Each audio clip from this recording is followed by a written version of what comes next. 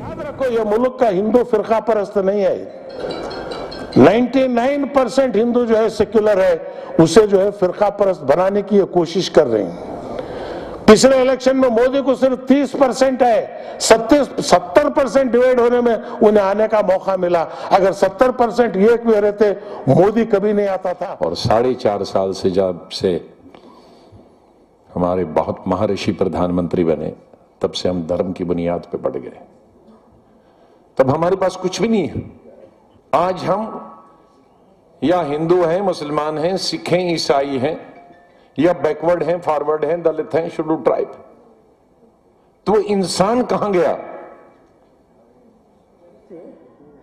एक पार्टी कह रही है हम मुसलमान बचाएंगे और दूसरा कह रहा है कि हम हिंदू बचाएंगे। हम कहते हैं कि हमको हिंदुस्तान बचाना है।